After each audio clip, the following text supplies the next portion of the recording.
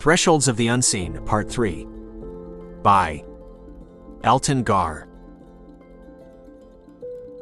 Previously, the Eclipse Runner pierced the veil of the vast, enigmatic cosmic anomaly.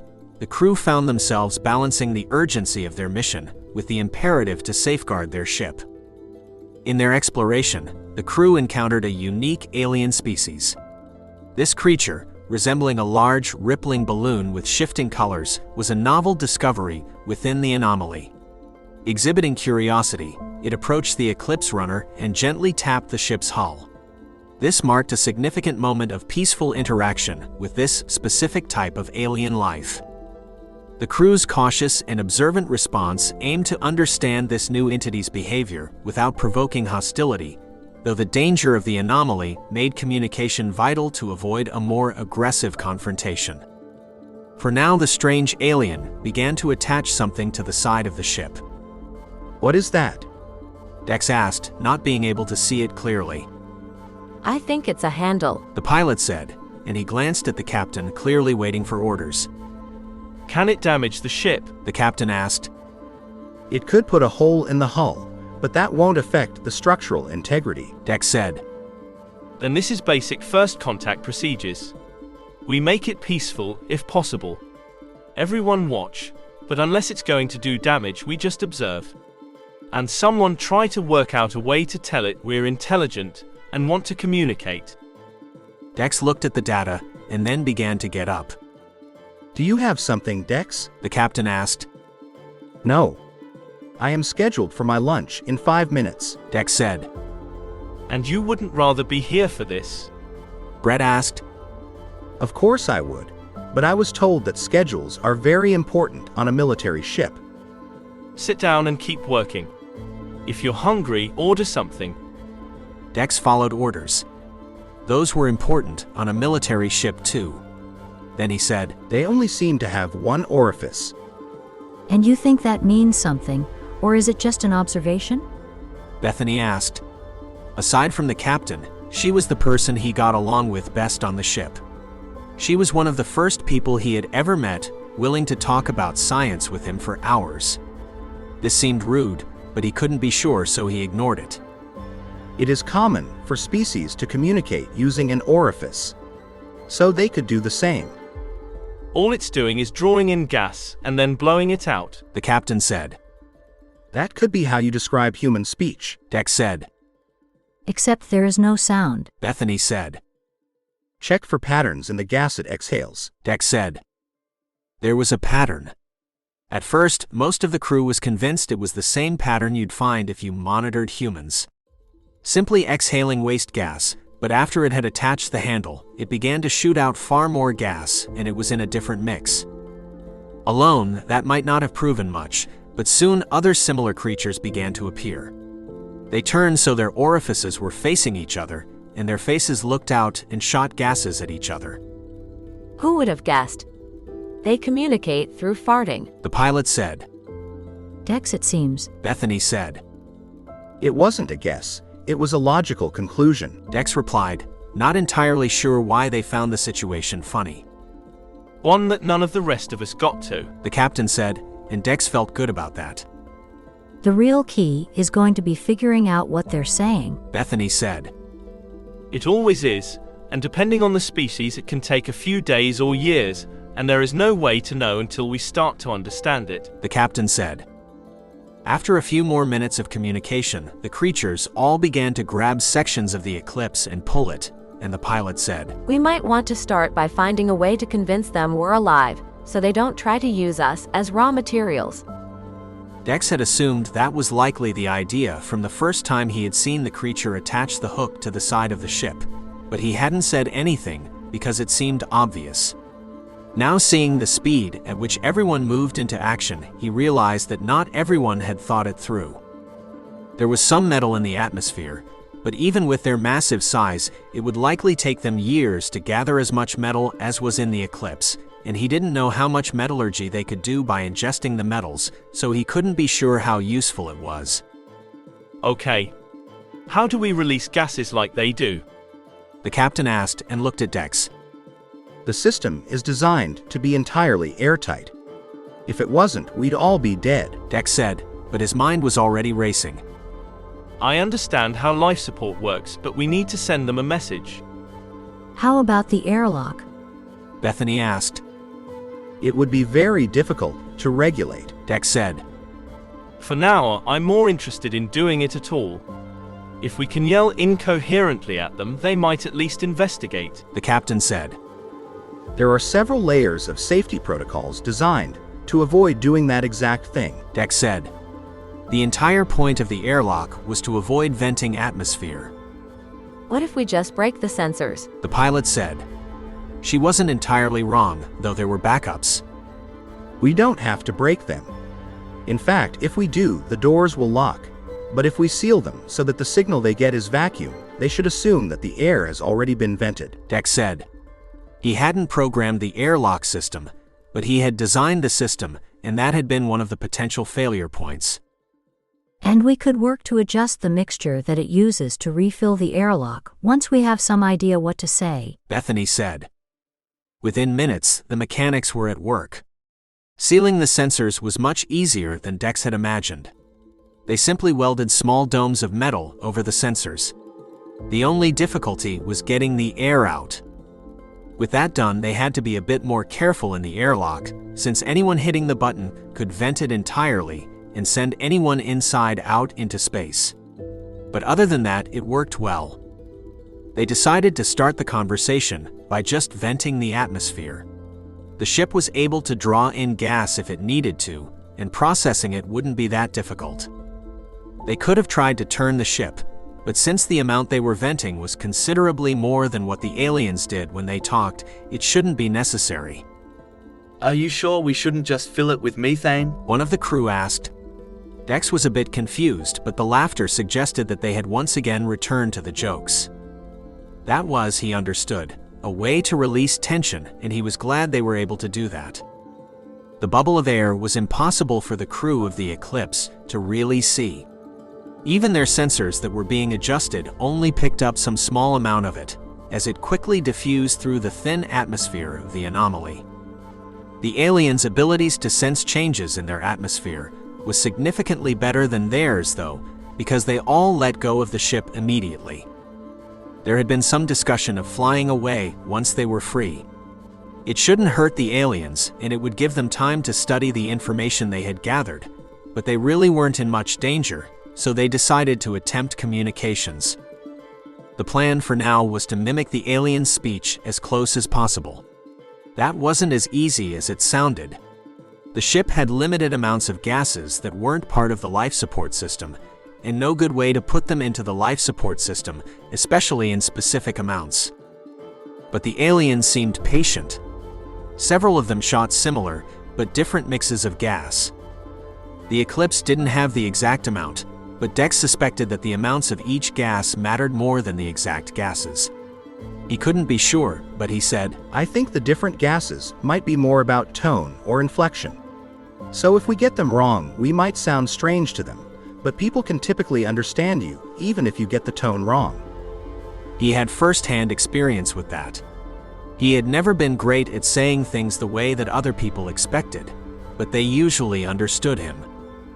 The captain looked at Bethany, the only other person on the ship who was entirely here for science, and she said, It could be right. I have no way of knowing. That implied that he was guessing. But he wasn't. The mixtures were too precise to not mean anything, while the gases themselves seemed less precise. But don't you see? This one had a mix that was exactly 13.2% oxygen, while this one had 13.2% helium. But other than that, they were identical. That could be coincidence, but... No need to convince us. We don't have most of the gases they're using anyway. Match the percentages as closely as possible. But do use the same gas too if we can. And someone start gathering and sorting the atmosphere. I'd rather not suffocate because we had a long conversation. The first time they mimicked one of the aliens' gaseous excretions, all of them stopped, except one that shot away as it blew out a large amount of seemingly unmixed gas. Deks suspected that was the same reaction as a human flinching, or perhaps them turning and running away. Either way, it came back about a minute later, moving slowly. It then moved past the others and poked the ship with a long tentacle, and then pulled it away quickly. I think we have basic communication, the captain said. It wasn't as easy as Deks had always imagined, talking to something this alien. But the captain and the rest of the crew seemed amazed at just how quickly Deks picked up on things. It's basic math once you become aware. I think most of their communication is numbers and other mathematical ideas. It could explain how they built something that created the anomaly when they have what could be considered very limited resources. Hardly limited. The amount of gas inside the anomaly is probably as much gas as the atmosphere of every planet in the Alliance, and perhaps more. And every member of their species is likely to pull out several ounces of metal every day, perhaps more, Deks said. A few minutes later, the aliens, more carefully this time, once again grabbed onto the ship. But this time, before they began to pull it, they each shot out a bit of gas. They were different mixtures, but the percentages were identical. They then waited until the crew of the Eclipse was able to match the message and began to pull it. I think they might believe we're injured or unable to move on our own, Deks said. And the message was something like, "Let's go." The pilot said. Are you able to give us just enough thrust to match their speed without pulling away? The captain asked. The pilot began to type and then said, It will give them a bit of a jolt, but I can do it. Almost as soon as they did, the aliens let go of the Eclipse and circled around it. An honor guard, or perhaps simply protecting the others from something strange, the captain said. I suspect that they're more fragile than we are in many ways, so likely the latter, Deks said. The creature were in many ways large balloons with only small bulges on the edges that held other organs. And while they might survive having that balloon punctured, it would be similar in some ways to a human being paralyzed. Be very careful, and don't make any changes in speed or trajectory unless they suggest it, the captain said. Deks went to get lunch while they were traveling. As exciting as it had been, after hours of only minor adjustments and conversations between the creatures that the computer still couldn't translate, the excitement began to wear down. Several of the other people on the crew suggested he bring something back when he told the captain, so he asked the cook to bring something to the bridge. The chef, who had made special vegan meals for Deks for most of the trip, didn't seem upset at all by being asked to bring food to the bridge. In fact, if Deks didn't know better, he'd suspect that the man wanted to do it, though he wasn't sure why he'd want to go to the bridge rather than focus on his own job. When he returned, they had seemingly arrived at their destination. It was a metal structure, but beyond that, it was hard to be certain.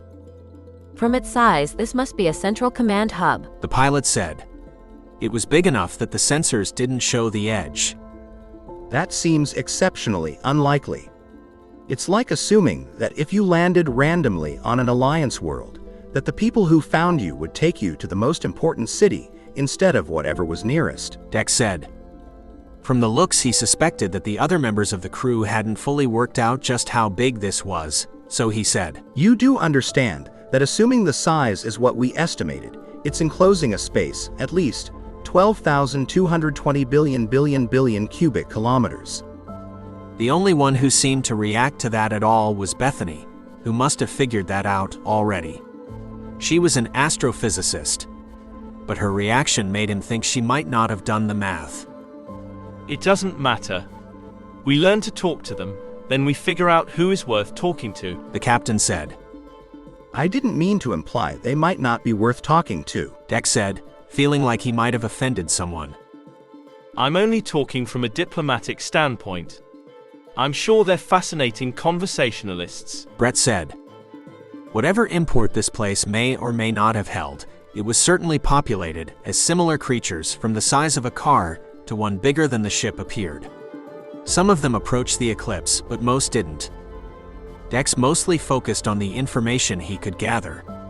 The problem was mostly context. He could measure how much gas they put out and the amounts of each, even the exact composition. But without any idea what they were talking about, it was all but impossible to understand what any of it meant. Still, with hundreds or perhaps thousands of them, patterns quickly appeared. The computer tested every algorithm for language against them. And it was only when Deks suggested it check math that it began to give real results. Within hours, the ship could translate the gases into numbers, and since it was math, Deks was able to translate. The bridge of the Eclipse grew silent except for the soft hiss and whirl of the ship's environmental systems, subtly adjusted by Deks to mimic the aliens' communicative emissions. Around him, the crew was hushed, eyes fixed on the displays showing the colorful shifts and pulses of the alien gases outside. Deks, typically secluded in his realm of gears and circuits, found himself at the central console, his fingers dancing over the controls, not with the usual mechanical precision, but with a tentative, almost rhythmic pattern. Each adjustment he made was a response to the aliens' emissions, a call and answer that grew more fluid with each passing moment. Bethany stood beside him, her gaze alternating between the readouts and the viewport, where the gaseous expanse of the anomaly shimmered. She leaned closer, pointing to a particularly vibrant swirl of colors on the screen. Look at that sequence, Deks. I think it's showing appreciation, or maybe understanding. Deks nodded, his focus momentarily shifting from the controls to the screen. He wasn't sure if she was right, but it was worth a try. But more importantly, he looked at it differently for a second and said, It's math, but it's also art. I'm not sure I can fully explain it. The words are numbers mixed with emotion. He muttered, more to himself than to Bethany. He tweaked the environmental controls again, enhancing the nitrogen levels in their next emission. The response was immediate. The colors outside brightened, the swirls turning into what looked like a vibrant dance of blues and greens. Captain Brett, observing from his station, allowed himself a small smile at the sight of his engineer and scientist so engrossed in their dialogue with the unknown. He stepped closer, his voice low and encouraging. Keep at it, Deks. This isn't just about exchanging information anymore, is it? Deks paused, his eyes not leaving the readouts. It's about something more than just words, but it's also a conversation, he said slowly, the realization dawning on him that this was how he thought. Not identical, of course, but the interconnection of structure, math, and beauty was something that so few people had ever understood. And now he suspected an entire race of people did. Who cared if they looked like blimps? As the days passed, the bridge of the Eclipse transformed into a bustling hub of interspecies communication. Deks had never understood people's desire to sit and talk. But as the computer began to translate the gases into words, he began to understand the desire. When you could truly connect to people, to understand them, then language became something more than a way to pass along information. The aliens, in their turn, drew closer to the ship, their movements gentle and curious. They emitted softer, rhythmic gases that Bethany described as possibly being their form of laughter, or perhaps their way of expressing delight. During one prolonged exchange, Deks adjusted the emission sequence to mirror a particularly complex pattern the aliens had shown them earlier. The ship expelled a careful blend of oxygen and argon, the pattern intricate and deliberate. The aliens responded with a burst of warm yellow light that filled the bridge's viewport, bathing the crew in hues that felt like the first touch of sunlight after a long night. The negotiations became almost secondary. It seemed clear to everyone that the aliens were not intentionally threatening anyone. They were only moving the anomaly to gather resources to survive. But with the gateway technology that the Alliance used, that wouldn't be needed. They could simply bring resources to themselves or trade for them. The talks became more like a mutual gift-giving than a negotiation. The aliens barely understood the concept of commerce, only rarely trading since their resources were in the atmosphere, so hoarding resources was almost impossible. The crew demonstrated gateway technology through holograms that illustrated ships passing through starlit portals, while the aliens showed how they created the barriers that held in the atmosphere, and how they manipulated their habitat's path through space with a grace that impressed even Deks. They even shared their fusion technology that could power worlds. When it came time to part ways, the exchange was marked not by signatures or formal agreements, but by a shared emission of light and gases that created a temporary atmosphere of shared colors swirling around the eclipse. It was a visible, tangible sign of agreement and respect, a treaty written in the medium of their newfound mutual language. As the Eclipse set its course back to familiar space, Deks went to his room. Looking at the massive amount of engineering know-how that they had gotten from the aliens, he already had some ideas on how to make improvements on the alien technology. Perhaps a way to steer stars similar to how they had moved the anomaly. Author's note: I want to start by thanking you. This was a bigger story than what I usually write, and that makes it a bit of a risk since it takes extra time and effort as well as more slots in the schedule. But if you made it here, that helps considerably to make it worth it. This story takes a lot of inspiration from Star Trek, as do many of my stories. The biggest part of that is the idea of diversity, not only of outward appearance, but of the way people think, being far more useful than we often acknowledge. Beyond that, I just enjoy the exploration and the idea of scale and scope. And while I didn't get into that as much as something like Ringworld, that book's exploration of just how big megastructures can be is one that has long inspired me. As for the very last bit, the idea of steering a star is not one that I made up.